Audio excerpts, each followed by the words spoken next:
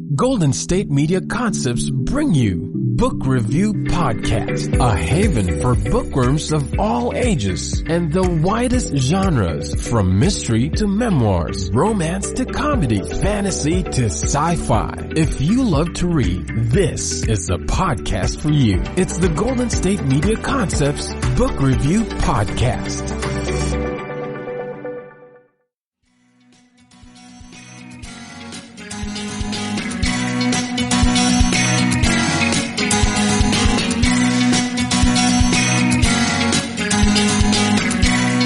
Hello and welcome to the GSMC Book Review Podcast, brought to you by the GSMC Podcast Network. I am your host, Sarah, and I hope you had a wonderful weekend and are ready to talk books, listen to an interview about books, do all those wonderful, fun things that come with a book review podcast. I have, as usual, on Tuesdays, I have an interview. This time I am interviewing Natasha Deen, author of the young adult book In the Key of Nira Ghani. This is a really delightful book. I so enjoyed the story, the characters, the humor, the poignancy with which the story is told. There's just so many layers to this book that I really loved. And I really, really loved talking to Natasha over the weekend when we had our interview. I'm not going to apologize for the amount of giggling that there is in this interview because it was seriously a lot of fun, but I will warn you ahead of time, there's a lot of giggling in this episode. So just be prepared. We very much enjoyed each other's company. Here is the description of In the Key of Nira Ghani. Nira Ghani has always dreamed of becoming a musician. Her Guyanese parents, however, have big plans for her to become a scientist or doctor. Nira's grandmother and her best friend Emily are the only people who seem to truly understand her desire to establish an identity outside of the one imposed on Nira by her parents. When auditions for jazz band are announced, Nira realizes it's now or never to convince her parents that she deserves a chance to pursue her passion. However, finding her place in the world is trickier than she imagined. As Nira navigates new friendships and a budding romance, the gap between her parents' expectations and what she wants grows. Can Nira find a way to have it all, or will she be forced to choose family obligations over being true to herself?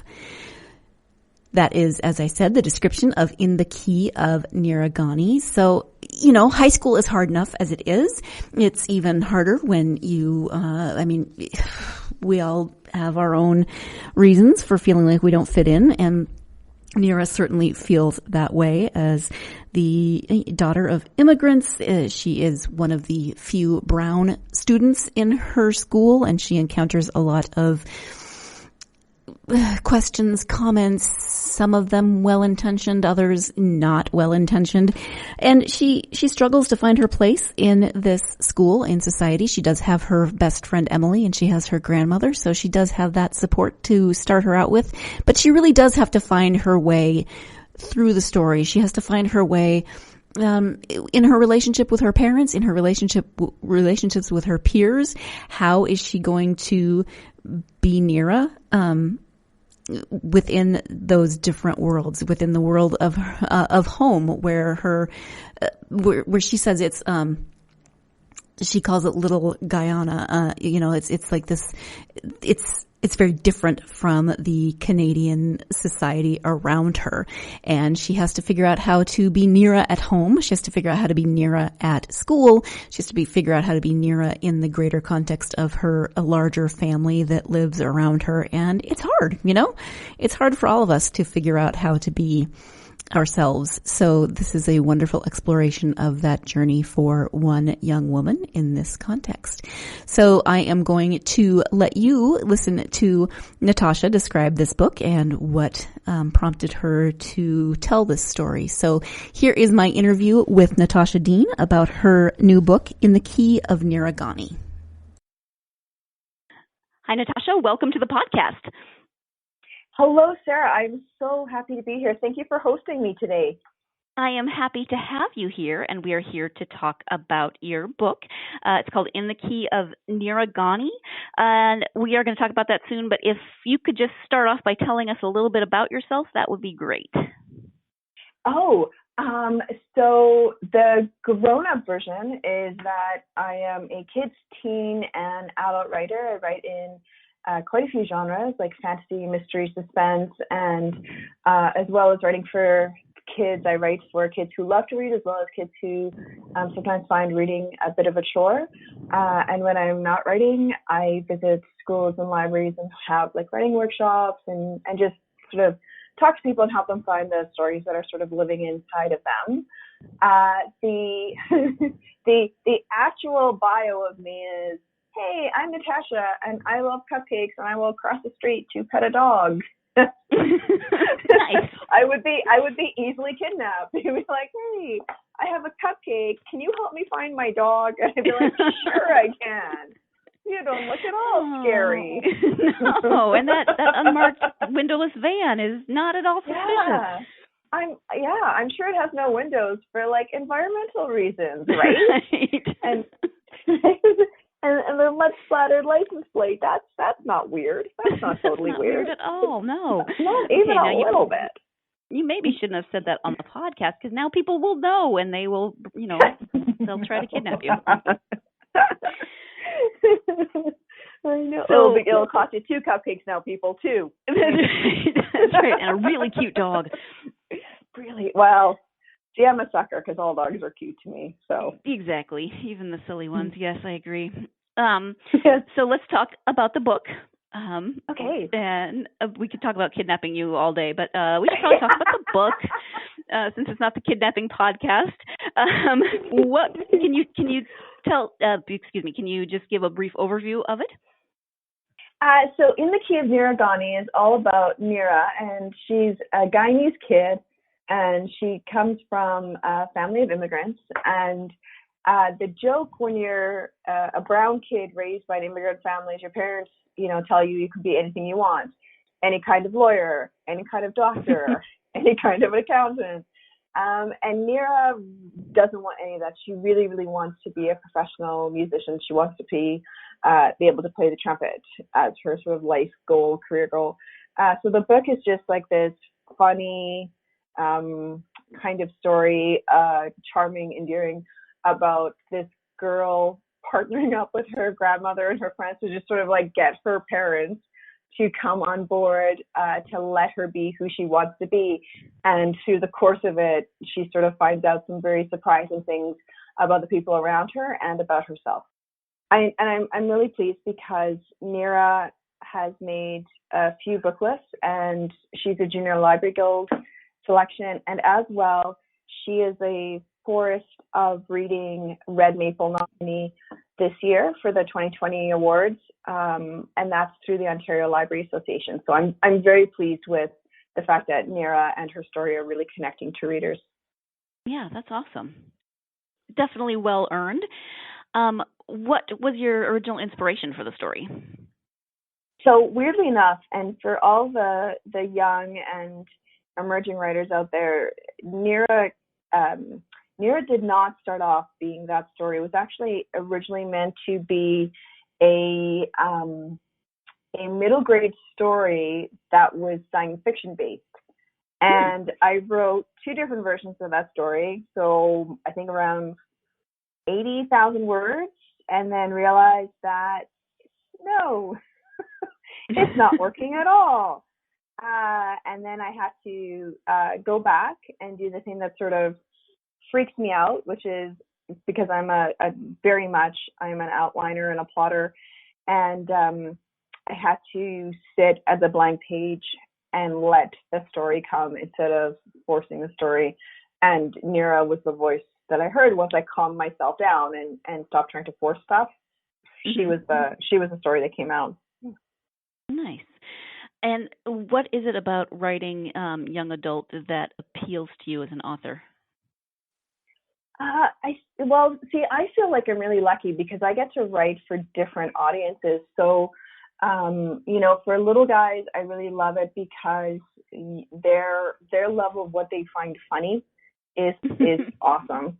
And, just they will go along with you on the most out there storylines as long as you can keep their attention.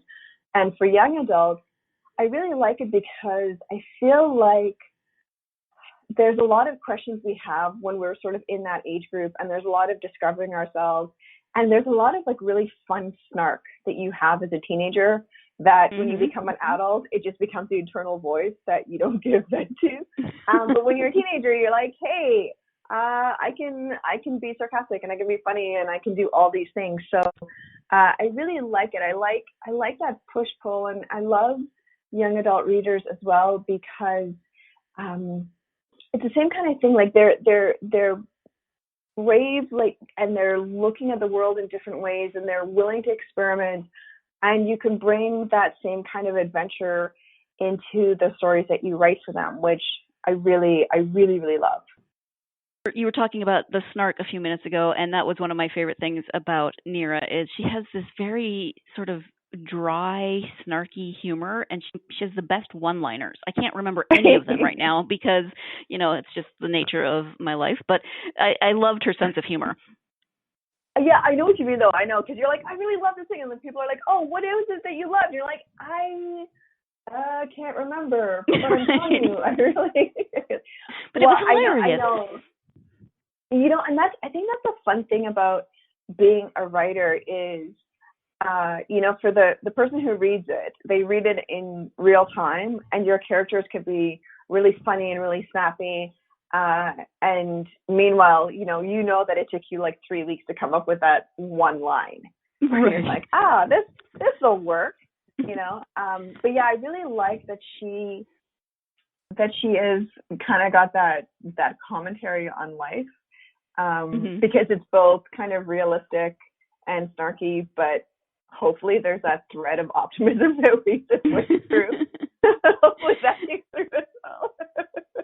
Yeah, so what about Nira? I mean, probably part of what we've just talked about, but what else about Nira do you think will resonate with readers or has been resonating with readers? Well, people super love Grandma, and they really like the relationship with her.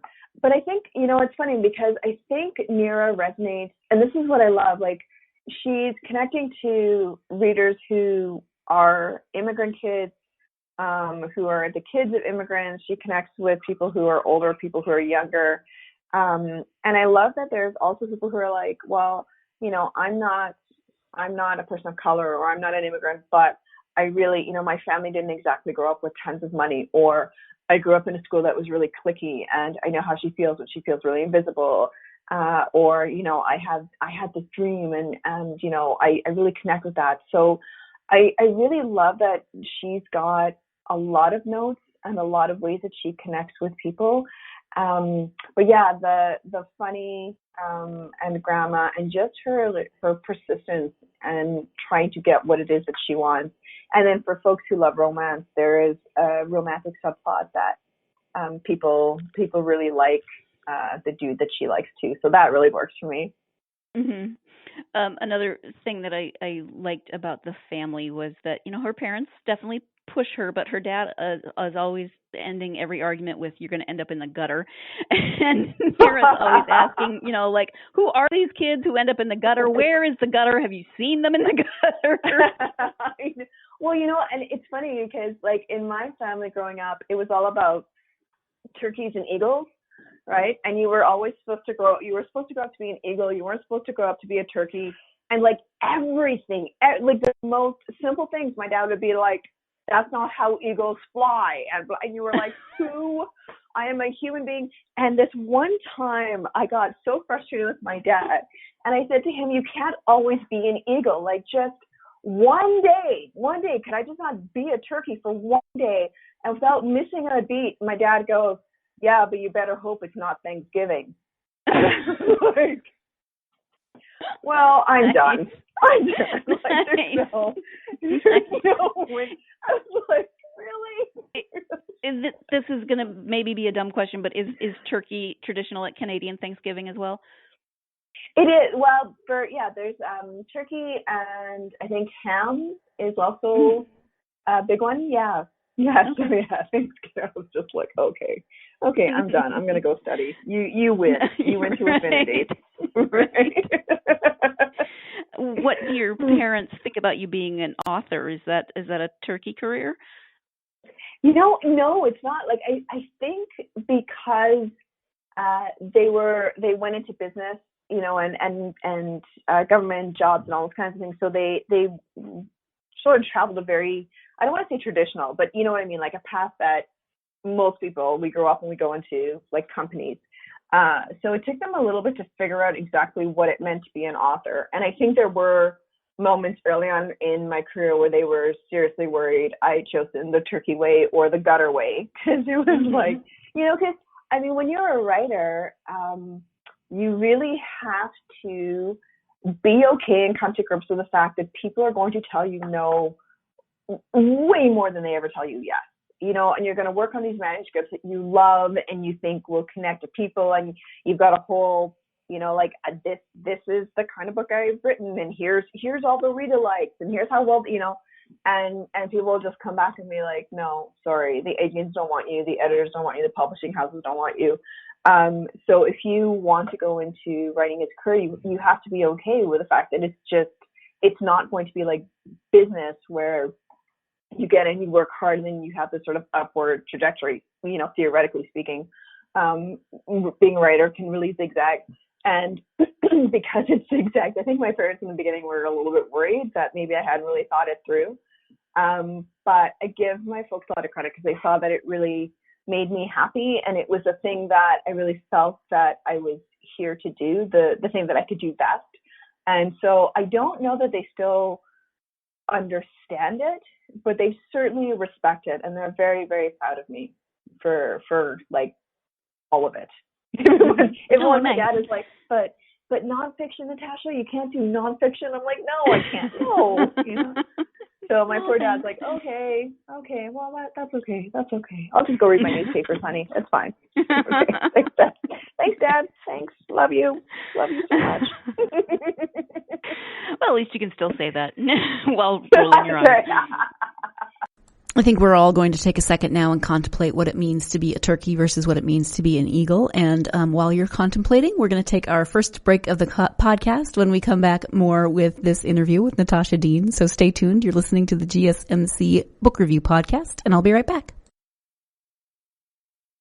Still on the search of that one true love?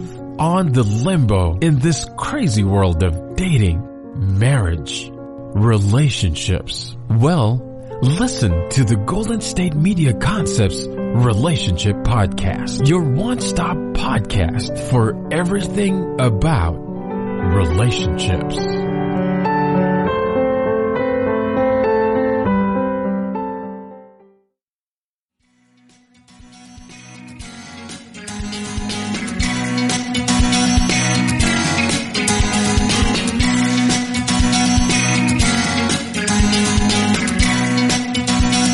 Welcome back to the GSMC Book Review Podcast. Before the break, Natasha was telling the story of her father always saying that choices could be, you'd be a turkey or an eagle.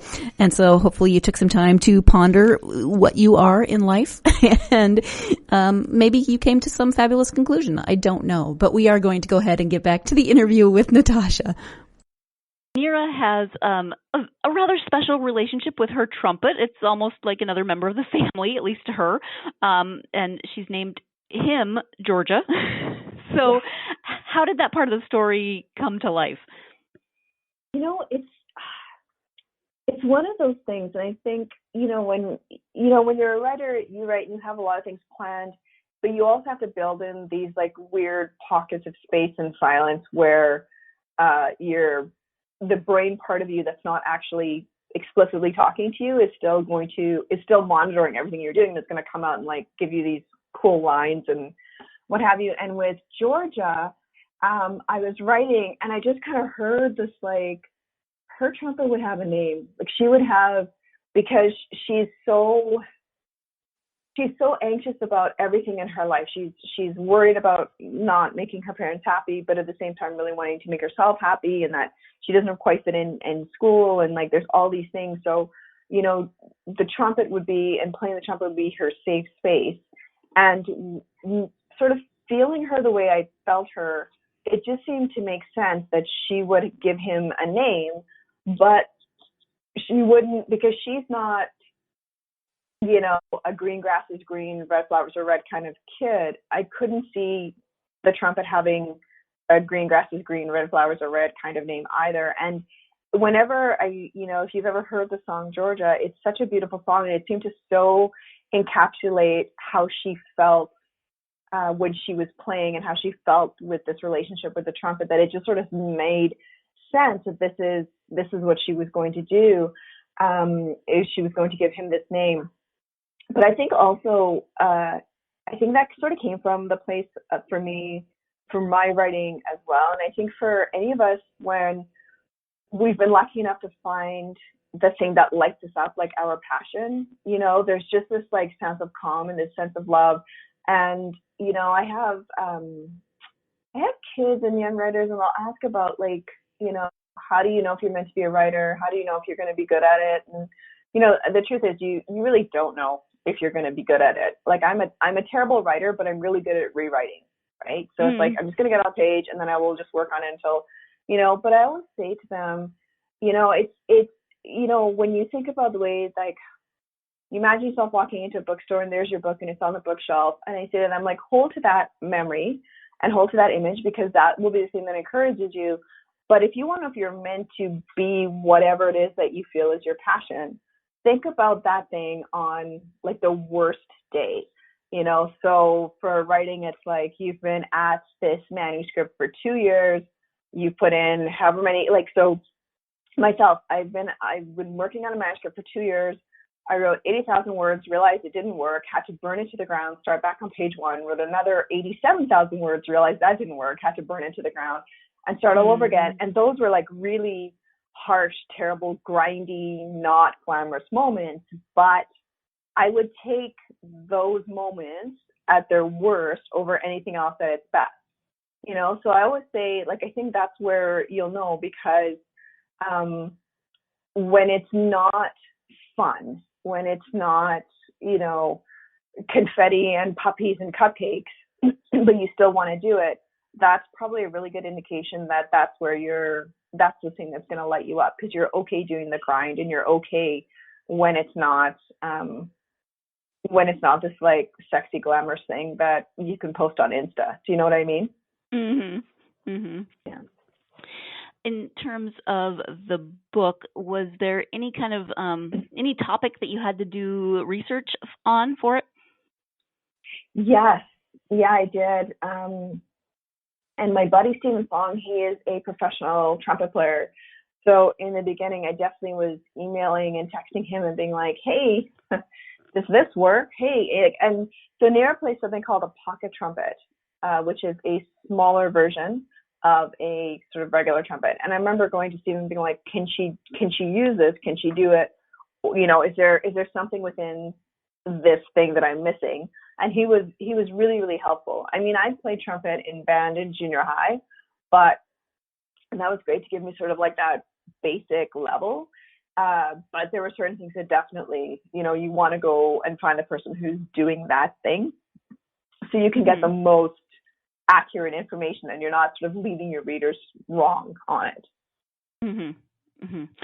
Okay, so I played flute in junior high and high school, and so you would have been the person sitting behind me emptying your spit valve.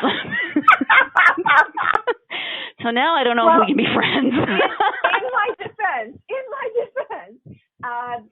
the way my teacher set it up was the flute people they were in the very, very front row, but the trumpet guys, like, we were way behind. We were like second last row. So we were behind the clarinets and, yes, and we had our own special riser for the spit valve. Nice. But that was like, I couldn't do trumpet after, like, I did it for a year and I really liked it, but that was just so gross. I could never get away. And I remember Stephen being like, mostly it's condensation. I was like, yeah, but not all of it. Right. Not all of it. And I get the whole warm air, cold metal, but no, I'm out. Yeah. No more spit. Yes. No more shows. No. Well, I went to a very small high school, so small school. I mean, I went K through 12 in one building. So, Oh wow. The band wasn't big enough to have that many rows between me and the trumpet. How about you've kind of alluded to some of them, but how about autobiographical elements for the book? Yeah. So the barbecue scene where Mom and Dad are having that giant fight over the barbecue, and Mom almost sets fire to the house. That was definitely inspired by my mom and dad having the like a very, very similar argument, because my dad really wanted like the big, like the grown-up barbecue, and my mom had seen this like hibachi at Canadian Tire that was like $20. It was like a camping barbecue, I guess, and she was like, "Oh, this will work."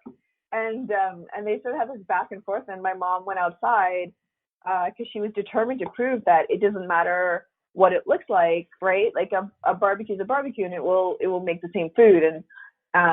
And she had like, remember those white cubes? I don't know if they still have them now because we have a propane barbecue, but there were these white cubes that she was trying to light, and they wouldn't light, so she kept adding lighting fluid, and she couldn't get it, so she's adding like more lighter fluid and newspaper, and it's me and my little brother, who was I think maybe 4 at the time. And I remember him taking a step forward to see what my mom was doing, and I just grabbed him by the back of his shirt and pulled him back and put him behind me, because I was like, no good is coming out of this. And sure enough, there was a point where you just heard this like sonic boom, and this like black cloud of smoke and fire just went like straight up one side of the house, and there was this like black mark. And the 3 of us are just staring at it in silence. And then my mom looks at me and goes, "Don't tell your father I did that." Like he's not going to notice? I think he's going to notice. And the worst part of it is that summer, like our job that summer was, because we had this like, the house was I think built in the 1950s maybe, so it was like wood. And we spent the entire summer sanding down this wood and painting it, and it was this older house, so it just sucked paint. So it was like, I don't know, a bazillion coats of paint. And my dad had decided that he wanted a white house with blue trim. And so there's like this, so it's like this bright white house now with a streak of black, and my mom going like, don't tell your dad that was me. And I'm like, who do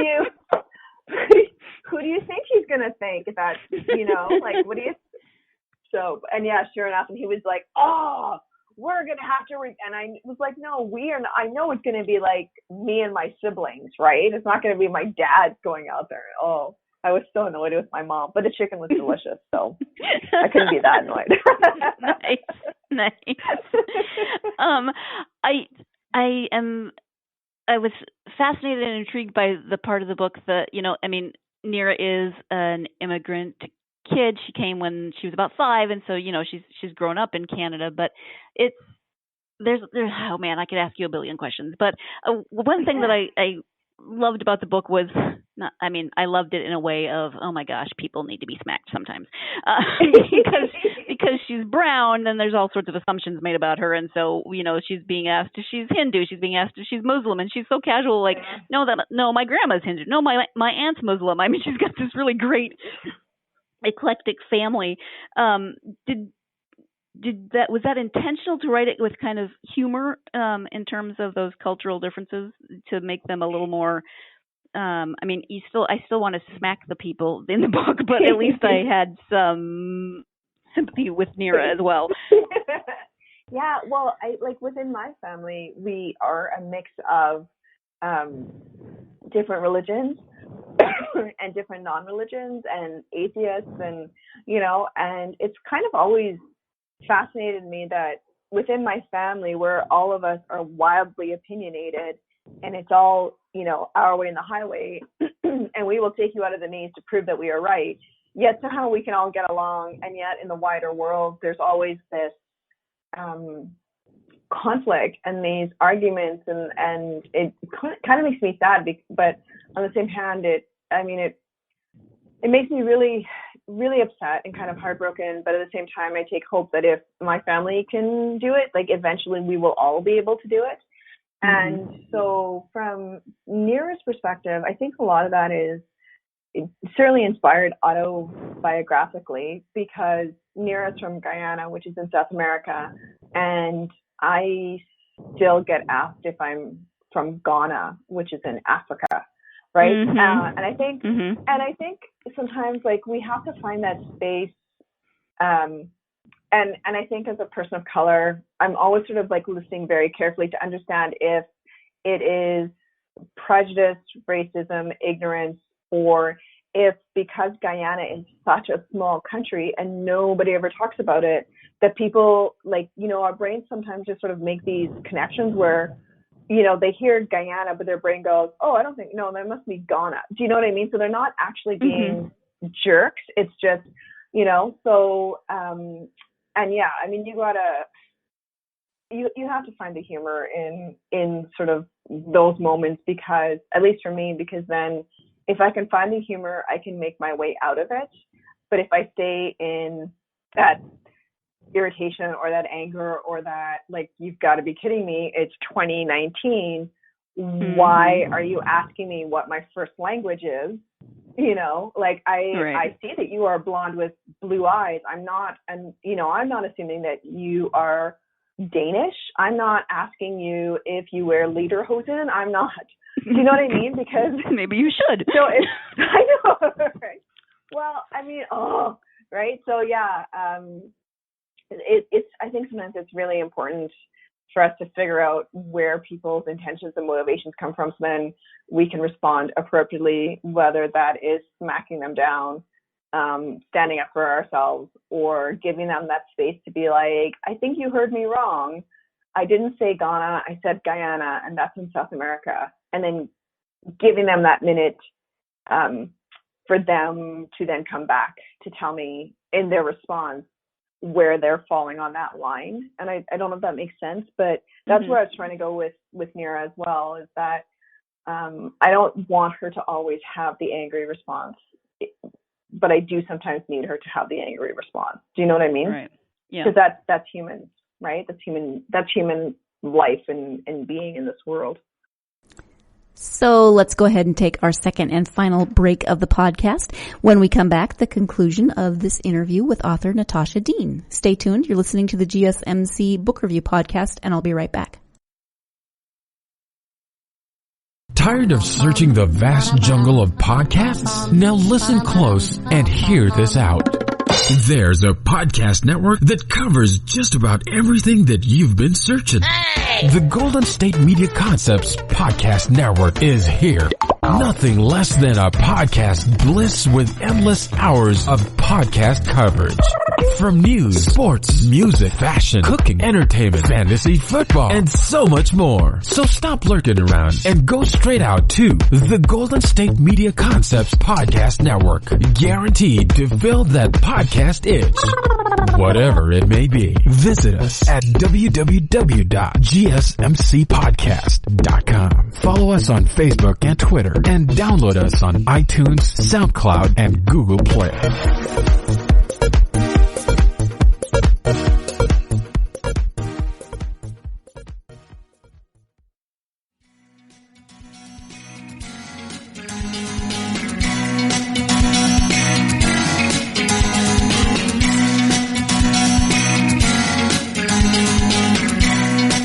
Welcome back to the GSMC Book Review Podcast. I'm speaking today with author Natasha Deen about her new young adult book, In the Key of Nira Ghani. Let's go ahead and get back to that interview. Are there any of your other novels that you would like to talk about at this point? Well, I mean, I would love to talk about all of them. Of course. Because you're right. I mean, that's kind of the nature of writers, where we're like, oh my gosh, I finished a book. Somebody wanted it. But no, I think what I'll do is I will encourage listeners, if they would like to know more about my work, to, by all means, please come and visit my website at Natasha Deen, and Deen has 2 E's. And so natashadeen.com, and you will see the books I have for the little guys and the books that I have for the big guys, and the horror stuff and the mystery stuff and the sports stuff, and hopefully there will be a book there that you like, or, you know, a book that sparks your interest to go look at other books by other amazing authors that are out there in the world. So nice, thank you. And what are you working on now, if you can talk about it? Does my sanity and mental health count? Yes, Okay. yes, it does. I mean,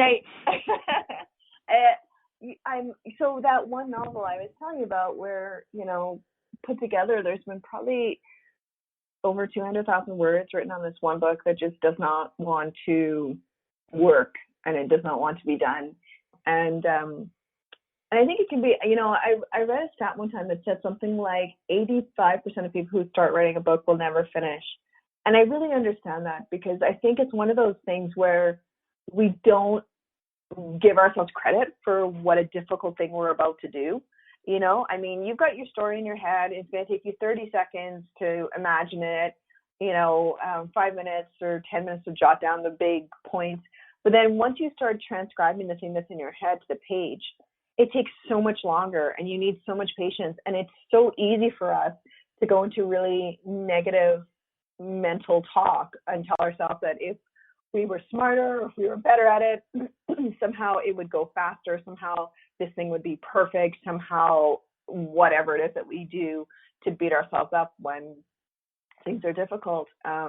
But for emerging writers and for young writers, I would say to you, you know, writing by nature is just one of those things that seems easy when you are reading that book, but is much harder to create. So it's really important for us to like be patient, to understand not everything on that page is going to stay, not everything on that page is going to be glorious. And in order to be a really great writer, we have to be willing to be really bad writers and to write all the stuff, because we may not keep it, but it's going to get us to the stuff that we do keep. And then to also, for the writers out there, to just don't ever compare your work in progress with somebody's finished book. You know, so when I look at Nira went through probably 12 to 14 different edits from me. And then I sent it out to, you know, my fellow authors that I really trusted to give me opinions. And that was like 5 different people. So I do like 12, 14 edits on myself. I come back, 5 different people with 5 different edits. So I go through their work. So that's 19, depending on how you're doing the math, like 17, 19 edits now. Send it off to my agent. She does another 2 to 3 edits to make sure that this is where we want. Then it gets sold. Then it's another, you know, 3 or 4 edits, and then it's like onto the copywriter, it's onto the proofreader. So, you know, at any point in time that you're taking a book off the bookshelf, that book has gone through, at the very least, 10 edits, at most, like way more than 10. And it should read smooth, and it should read polished, because it's gone through a lot of hands, and it's gone through a lot of people who care about that story. So when you're on your first draft, you know, that's okay for it to be messy. It's okay for it not to make sense. Don't compare your thing that you are working on and you have passion and love for to something that is now a finished product. You have obviously been writing for a while, because you have many books out. Is it something that you always wanted to do? I mean, I know you had to kind of talk your parents into it, but what was your path in terms of becoming a published writer? You know, it's interesting. When I was a kid, I went through wanting to be a lawyer, wanting to be a judge, wanting to be a teacher, wanting to be a psychologist, wanting to be a communication specialist for the government, like all these different things that we sort of dream up when we're kids. And I think it just sort of came down to, like, I just wanted to be happy, you know, and that deep level happy, where you're like happy in your bones. And there was just a point, I think I was in university. I just gotten out of university, and I was in that really awkward phase where you have too much experience and too much education for like this whole level of job, but you do not have enough experience and enough education for this level of job. So you're in this weird spot where it's like, you know, you can work hard, you know, you can be a really good contributing member to whatever company it is that you're applying to, but they're not sure if one day you're just going to leave them because this job isn't, it isn't taking advantage of your education and your experience. So they're kind of hesitant, but then also they don't necessarily know if you have enough of whatever it is they're looking for to hire you on. And it was in that space where I had just sort of started writing as a way to kind of keep my cool and to make myself happy, because, writing is a lot like job hunting. Like you get a lot of those no's. And for anyone who's gone out with their resume and, they're setting out and filling out the forms online and all this kind of stuff, and you just kind of wait, and then you hear like, no, we don't want you. No, we don't want you. So the writing started off as a hobby because it made me happy. And then I read a really terrible book, and I thought either this author doesn't respect her readers, or writing is much harder than I think it is. So I thought, well, cool, big mouth, put your money where your mouth is. Can you finish a book? You've been dabbling, but can you actually do this? And then could you go out and get it published? And it was just like a goal that I set for myself and something that I tried, and fast forward however many years later, and I'm a professional writer. And I was right on both counts with that particular book. She did not respect her readers, but writing is much harder than we give it credit for. Mm-hmm. All right. Yeah, absolutely. When you take the time to read instead of writing, what are your go-to authors or genres? Oh, I don't have any go-to authors per se. I kind of like going around and just grabbing books because the title looks interesting, or the cover, or the premise. And then, what I do is I try to read, I give myself the first 5 pages, and if they can keep me on the first 5 pages, I'll keep reading. And if not, then I recognize I'm not the reader for this book. And then I will put it back so that someone who is the reader will be able to find it. But I love mysteries. I love puzzles. And I'm also a sucker for any book that can make me laugh, like anything that's happy.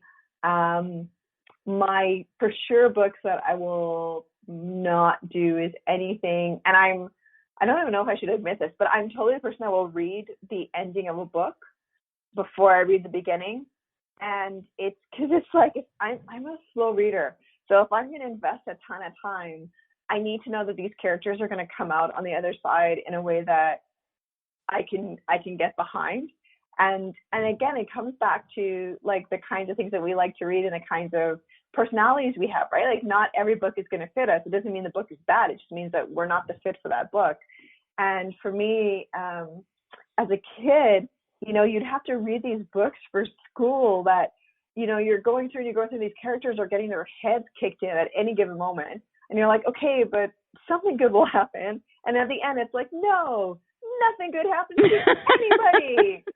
And it would just make me so mad, because I thought, my life, life in general is hard enough where we get like kicked in the head just every day. So the thing that I want to do in my spare time is not reading yet another book where someone gets their head kicked in. I need to read the book where the person gets some kind of happy ending. Even if it's not a Hollywood happy ending, like it ends on some kind of positive note. And then for sure, it can't be any books where something terrible happens to the animals. And I started reading the ends of books when I was, I think grade 4, grade 5, and my librarian at the school was like, oh, have you read Where the Red Fern Grows? You'll love it. You love dogs, right?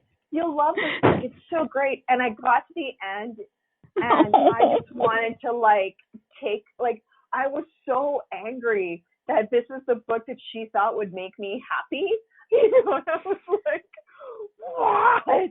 And I just, so after that I was like, no, I need, so, but yeah, I remember that with, Game of Thrones on TV, and we were watching the first couple of episodes, and then the point where they found the wolf puppies, And he said to my husband, I was like, no, I'm out. I'm done. And he's like, why? I'm like, there is no good happening with these puppies. Like, trust me. That was a good call. That was a good call. Oh my God.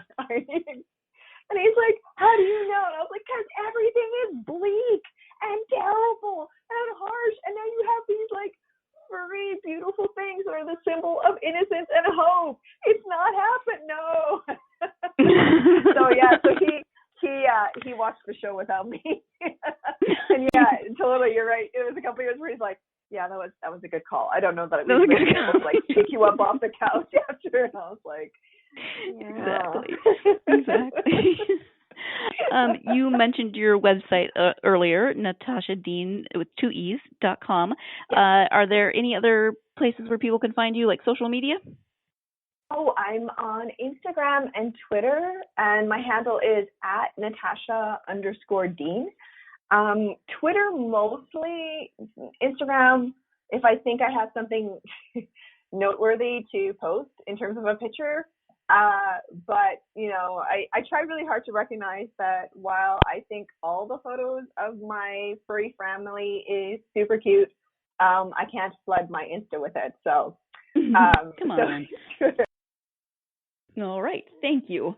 And we have talked about many fabulously awesome things, some of them funny, some of them not funny, but are there anything, I mean, not funny in a good way. Is there anything that we haven't touched on that you would like to mention about your books or writing? No, not really. But I will say to those of you who want to be writers, or those of you who have some kind of dream or some quiet little thing inside you that says, boy, I wonder if we could do this thing. I encourage you with all of my heart to go out and do it. You know, you don't have to do it all in one day. You don't have to get it all done like in a week, you know, but whatever it is that you think it is that you want to do, whatever makes your heart happy, I encourage you to sit down and figure out a way how you can do it. And so for writers, like I feel very, very blessed and very lucky that I get to do this full time. But before I was doing it full time, it was, you know, writing at my desk or getting up early and putting in the words, because I realized if I came home, you know, by the end of the day, I was so tired. I just couldn't even think about it. And, you know, even if you write half a page a day, eventually you will have that manuscript that you want, you know, and if you want to, you know, run 5K, even if you just start by walking down your driveway, it's still better than not walking down your driveway. So you can do it. You can do whatever it is that you want to do. All right. Well, thank you so much. I had so much fun chatting with you. And me too. This was so great. Thank you for hosting me. Yeah, this was lovely. This was fun. Thank you. And the book is In the Key of Nira Ghani, and it is available now, right? That's right. It is. That's right. All right. Thanks again. Thank you again to Natasha for taking time out of her weekend to talk to me about In the Key of Nira Ghani. If you think there was a lot of giggling in that episode, you should know how much I cut out. I really did. There was editing that happened in this episode because not all of that conversation needed to, it was just for us. It was just for me and Natasha, and we're going to keep that to ourselves. So, hey, you may think that we have no impulse control, but really I at least can edit. So I told Natasha she's my new Canadian best friend. Hopefully my other Canadian authors are not going to be offended by that. I'm so sorry. You can all be my Canadian best friends. She's just my newest Canadian best friend, okay? And yeah, looking forward to reading more books by Natasha in the future, and hopefully she'll come back on the podcast because laughter endorphins are a thing. Thank you so much to Natasha. Thank you as always to you, my listeners. I so very much appreciate you. If you are a fan of this podcast, hopefully you are since you're listening, if you could follow us on social media, like our posts, share our posts, comment on our posts, do all those wonderful things that help us get our social media presence out there. That would be great. Even greater would be if you could subscribe to this podcast. Then you'll get it right away and you'll always know when there's a new episode. And if you're really feeling generous, you can give us a 5-star review. That would be awesome. And I would be very, very appreciative. Since this is November, I would be very grateful. There would be a lot of gratitude given for that review. Thank you again so much for joining me for this episode of the GSMC Book Review Podcast. Join me again next time for possibly less giggling, but definitely books. In the meantime, have a wonderful week and take time to get yourself lost in a good book. You've been listening to the Golden State Media Concepts Book Review Podcast, part of the Golden State Media Concepts Podcast Network. You can find this show and others like it at www.gsmcpodcast.com. Download our podcast on iTunes, Stitcher, SoundCloud, and Google Play. Just type in GSMC to find all the shows from the Golden State Media Concepts Podcast Network, from movies to music, from sports to entertainment, and even weird news. You can also follow us on Twitter and on Facebook. Thank you, and we hope you have enjoyed today's program.